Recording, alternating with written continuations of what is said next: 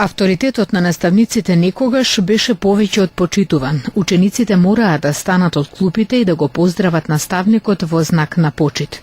Денес се поредок е ваквиот однос на децата со повозрастните во училиштето, а со тоа опаднате и авторитетот на просветните работници. Според психологот Маргарита Гашевска, постои огромна разлика во однесувањето на учениците кон наставниците и своите соученици, и тоа во не толку далечно минато и денес. Затоа, вели таа, постојат повеќе фактори. Разликата е огромна и сметам дека таа разлика се должи на првенствено на демократизацијата во добивање на права на децата, во менување на системот во општеството, во процесот на транзиција. За жал, денеска се многу ретки случаеви кога учениците знаат да ги почитуваат своите наставници, своите другарчиња или повозрастните лица. Се случува да помине наставник и ученикот воопшто ни да го отпоздрави, дури и да се однесува непристојно кон наставникот, ако е нешто било исклучително ретко во минатото.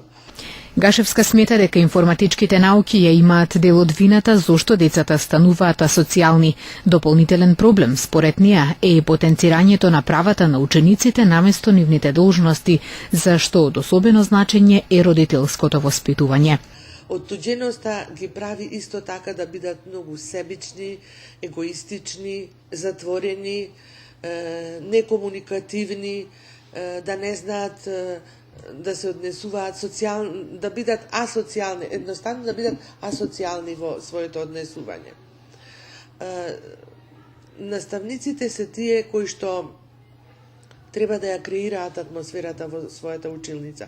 Меѓутоа и наставниците некогаш се соочуваат со проблеми кога децата имаат своји права да се однесуваат и кои права постојано се потенцира. Меѓутоа ретко кој зборува за должностите на учениците. Сметам дека и тука може малку повеќе да се поработи и секој еден наставник е должен да им ги предочи сите тие предности кои што децата ги имаат со своите права, меѓутоа да им укаже и на нивните должности. Бидејќи правата со себе повлекуваат и должности. Исто така, не само наставниците, туку многу е битно и домашното воспитување. Семејството како една многу значајна клетка во општеството и во животот на децата е многу битен фактор за воспитување и за негување на социјално однесување, позитивно социјално однесување на децата.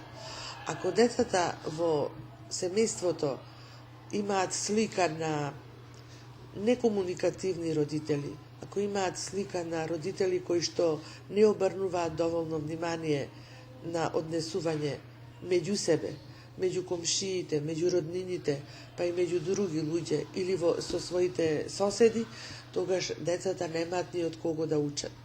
Бидејќи родителите се во почетокот на развивање, кога се развиваат сите компоненти на неговата личност, се тие со кои детето се идентификува. Сето тоа што го гледа детето кај своите родители, го пренесува во надворешната средина. И токму поради тоа, родителите треба да бидат пример на тоа како детето нивно треба да се однесува. Учениците кои не посетуваат редовна настава, ученици кои бегаат од часови или неоправдано не одат на училиште, се соочуваат со педагошки мерки. Првата е устна опомена од страна на класниот, по неа следи писмена опомена, намалување на поведение, преместување на ученикот во друго оделение и последна педагошка мерка е менување на училиштето. Во основното училиште Лирија со завршување на учебната 2015-2016 година немало случај на намалено поведение на ученик, што не било така во минатите години кога се случувало поради несоодветно однесување оваа педагошка мерка да биде запишана во свидетелството на неколку ученика.